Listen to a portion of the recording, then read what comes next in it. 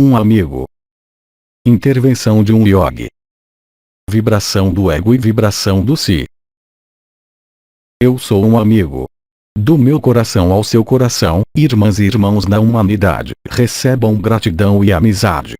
Eu falei, no período que acaba de terminar, sobre uma série de elementos além do yoga da unidade, permitindo assimilarem as ressonâncias entre a consciência e a vibração, de um lado, e do outro lado, assimilarem as diferenças fundamentais existentes entre a manifestação da consciência do ego e da consciência do si. Nota: ver a coletânea abrir o si, realizar o si, conscientizar o si. Hoje, é importante realizar o si, isto é, deixar cair a máscara. Sri Aurobindo, enquanto isso, comentou bastante e amplamente sobre o conceito de emoção e de corpo de desejo. Eu gostaria agora, quanto a mim, neste espaço onde eu posso me expressar, talvez ir mais longe em detalhes e elementos que justamente estão relacionados com a consciência e a vibração, com a consciência do ego e a consciência do si, dito de outra forma, com a vibração do ego e a vibração do si. Deste modo, então, nós iremos juntos, esta noite, abordar isso. Se vocês tiverem então perguntas persistentes em relação a este conceito de vibração e de consciência, esta vibração do ego e esta vibração do si, então nós podemos avançar juntos sobre estas coisas. Esta noite, então, eu lhes passo a palavra e fico à escuta. Pergunta: poderia explicar mais detalhadamente a vibração do ego? Cara irmã, o ego é vibração, pela sua manifestação.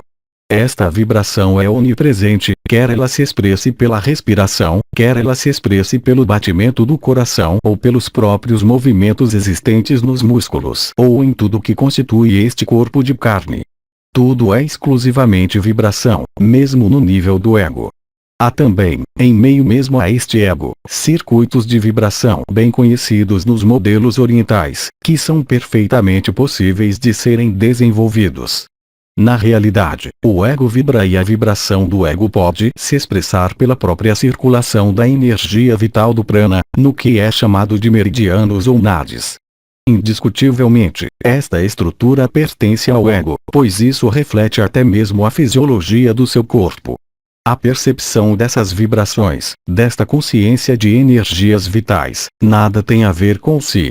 Dessa maneira, então, o ego também vibra. Evidentemente, uma série de funções vibratórias tornou-se inacessível mesmo em meio ao ego. Isso envolve, por exemplo, os mecanismos que eu acabo de denominar, como os meridianos de acupuntura que, enquanto vocês não tiverem realizado um trabalho específico de conscientização em meio ao ego, vocês não podem perceber ou sentir. Assim, então, o ego vibra, mesmo vocês não notando isso. A vibração do ego é marcada por alguma forma de peso, de densidade. Esta vibração pode ser ainda qualificada de física, mesmo no que se refere à percepção dita energética na sua linguagem. Esta percepção energética corresponde a uma circulação densa. Aliás, ela recorre ao que é chamado de eletromagnetismo e efetivamente circula nesses meridianos e no interior desses nadis, e é apenas uma circulação de fluido eletromagnético, acompanhada ou não de elétrons. E, por sinal, ela é mensurável por técnicas que detectam a modificação desta eletricidade. Dessa maneira, então, o ego é vibração, assim como qualquer vida é vibração. Mesmo uma pessoa morta, no sentido em que entendemos nesta dimensão, emite uma vibração que pode ser captada e gravada. Simplesmente, as escalas de vibração e os espectros de vibração em nada se sobrepõem nem à sua circulação, nem à sua localização, entre o que se refere ao mundo do ego, ao mundo vibratório do ego e ao mundo vibratório do si.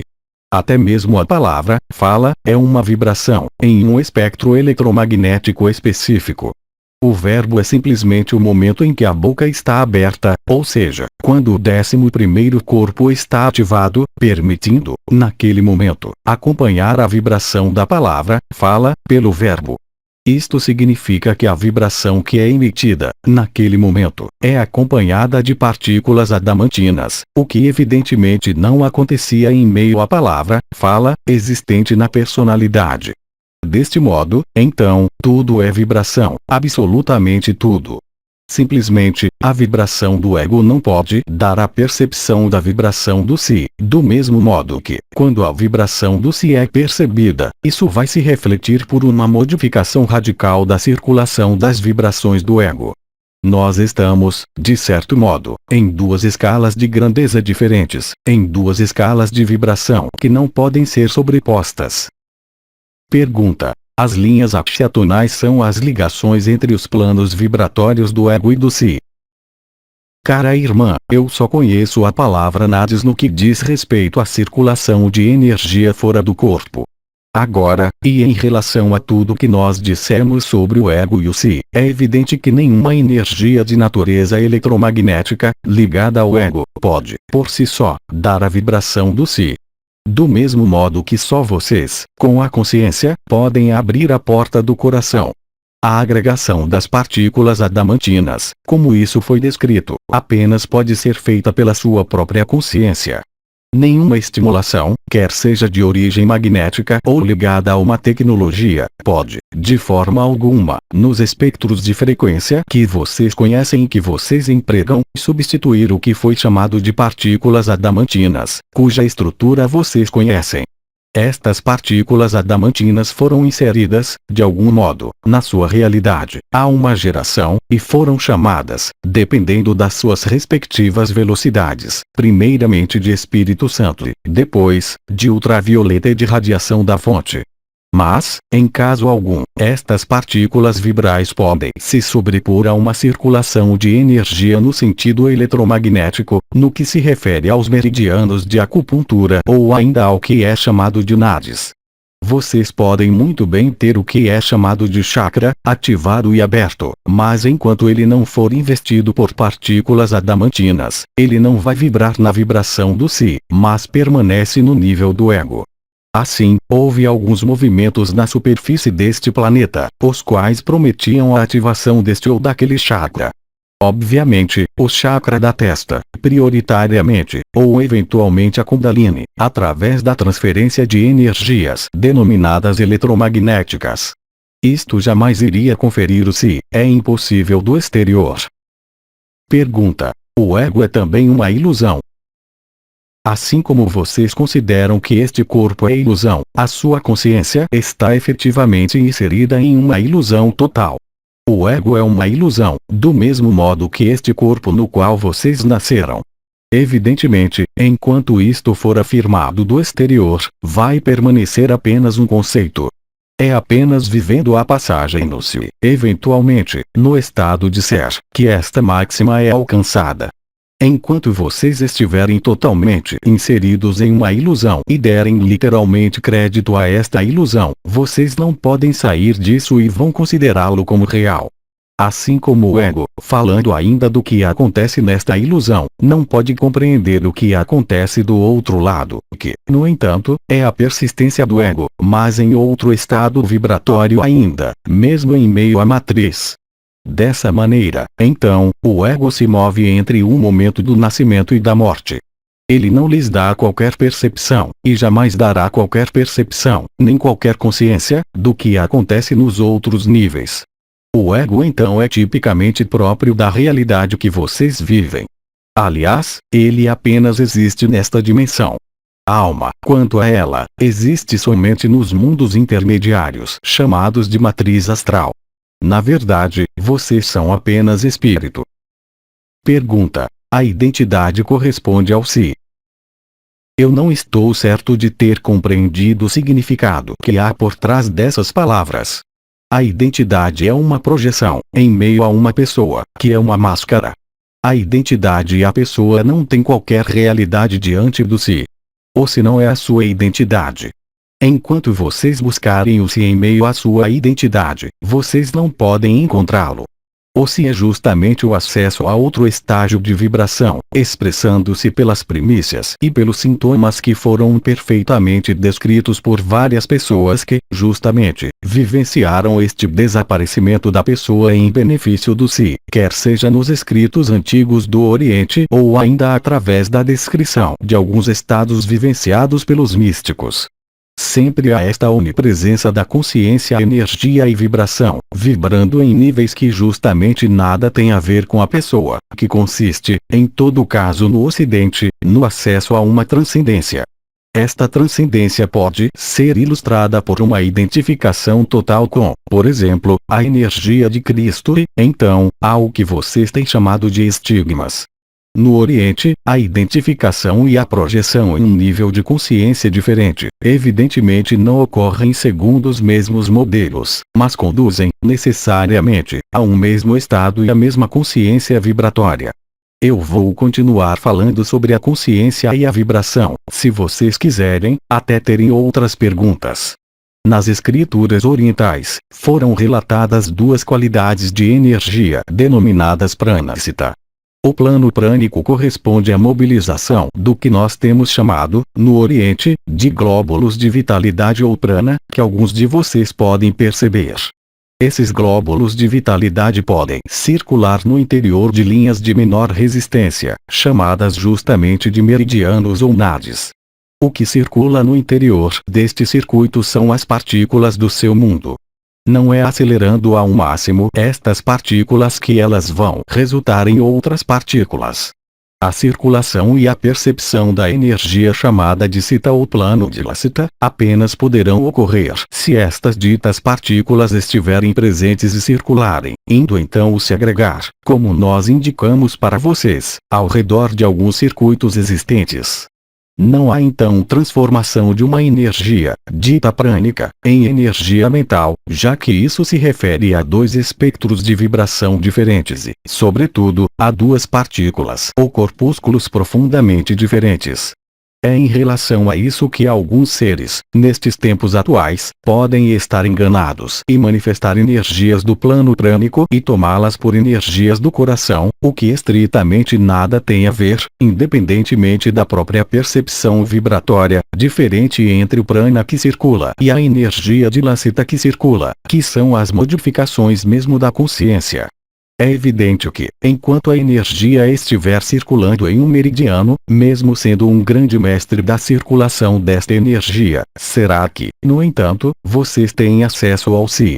Não, absolutamente não. A energia fica confinada, aí também, em um modo de funcionamento que está ligado ao que é chamado de ego ou, se vocês preferirem, ao seu plano dimensional. A energia de lacita, a energia supramental, não pertence a esta dimensão. Ela está começando a se manifestar e a entrar em manifestação neste plano de manifestação, e é justamente a entrada neste plano de manifestação, desta qualidade de corpúsculo e de ondas profundamente diferentes, que vai acabar, como vocês sabem, com esta dimensão. Não há, então, possibilidade de sobreposição.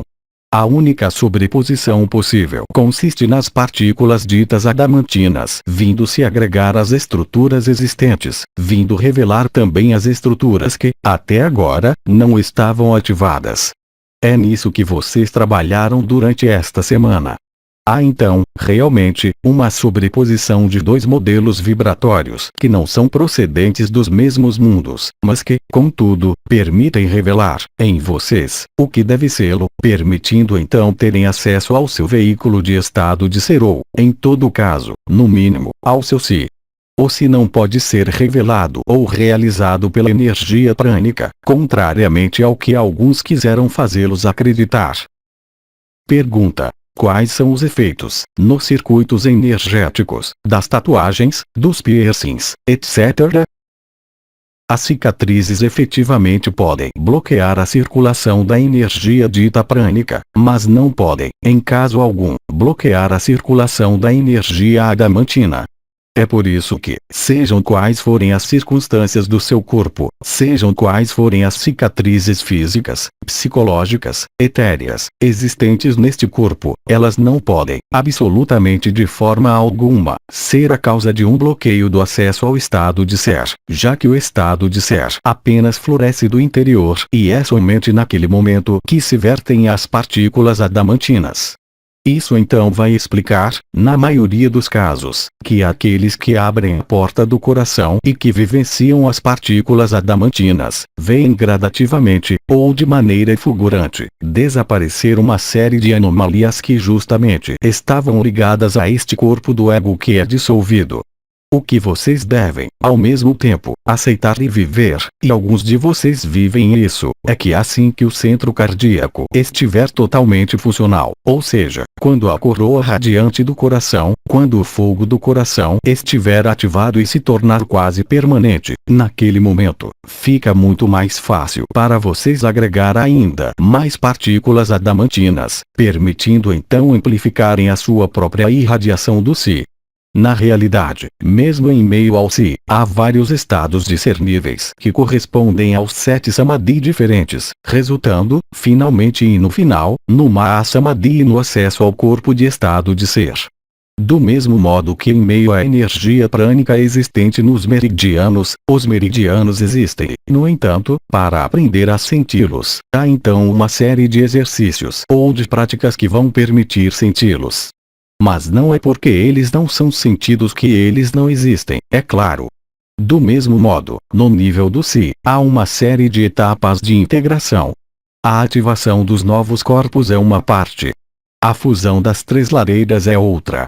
Cada vez, são novas qualidades vibratórias, ligadas às partículas adamantinas, que são reveladas e que vão, então, acompanhar a sua consciência e servir, de algum modo, de suporte para a sua consciência, tornando-se literalmente esta consciência nova em meio às partículas adamantinas, pois vocês são constituídos, em diferentes níveis, de partículas adamantinas. E então a consciência vai se ajustar, eu diria, de algum modo, à quantidade de partículas adamantinas presente em vocês, bem como à qualidade da sua própria circulação. Pergunta: quais são as virtudes, as qualidades, que permitem adquirir mais partículas adamantinas? Isso foi amplamente comentado e comunicado. A humildade, a simplicidade e os 4 pilares. Não há outra coisa. Quanto mais vocês se tornarem humildes, quanto mais vocês se fizerem pequenos, mais vocês irão crescer na luz. Não há alternativa. Aquele que quiser representar ou desempenhar um papel, em meio a esta matriz ou a esta ilusão, o faz em detrimento das suas partículas adamantinas. Isso lhes foi dito de diferentes modos em todas as correntes espirituais, não é? Eu vou resumir isso em uma frase lacônica. Vocês não podem, ao mesmo tempo, pretender ser e ter. Pergunta: o que é que diferencia o ego, no sentido usual, do ego espiritual? Atrás do ego espiritual há, simplesmente, a vontade, inconsciente ou consciente, não importa, de manifestar uma ascendência sobre outra pessoa, antes de manifestar uma ascendência sobre si mesmo. Há então uma falta de coração, mesmo com a máscara do coração podendo estar na frente do palco, simplesmente querendo exercer o poder sobre o outro, por não ter poder sobre si mesmo.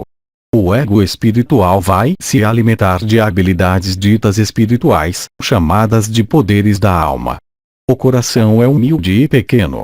O ego espiritual não pode entender e não pode aceitar esta humildade, esta simplicidade e esta noção de pequenez.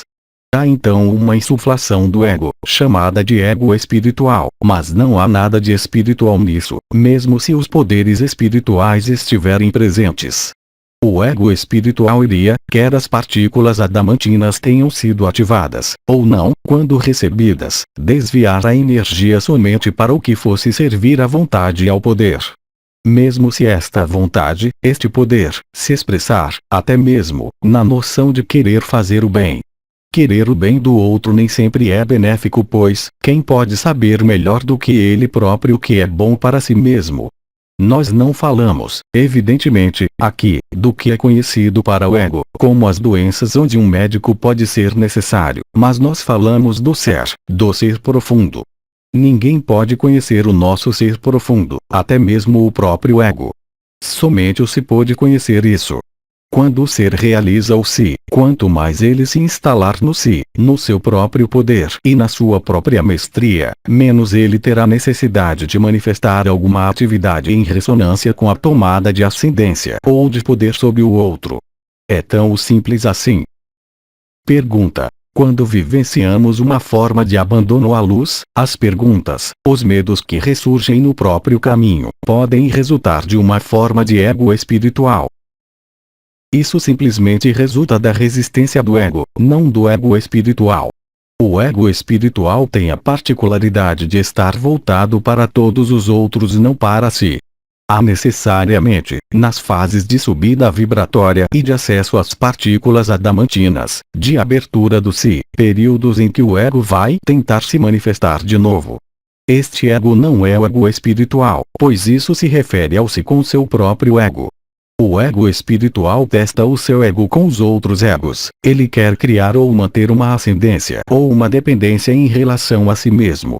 Muitos dos que foram chamados de mestres espirituais são, na maior parte dos casos, seres no ego espiritual, onde a vontade de bem vai tentar fazer com que os seus discípulos fiquem completamente submetidos aos seus mestres. Há uma relação de dependência que se instala, que é chamada de ego espiritual. Pois, se um verdadeiro mestre abrisse o coração do seu discípulo, não haveria mais discípulo, pois, naquele momento, ele iria se tornar, por sua vez, um mestre. Deste modo, então, o que você vivenciou nada tem a ver com o ego espiritual, que implica em um mecanismo fora de si mesmo, sempre. Trata-se simplesmente do confronto do ego, que não quer morrer completamente, com si. Nós não temos mais perguntas. Nós lhe agradecemos. Irmãos e irmãs da humanidade, do meu coração ao seu coração, o amor e a paz entre nós. Até logo. Aos 3 Dimensões, 27 de outubro de 2010. Mensagem atemporal.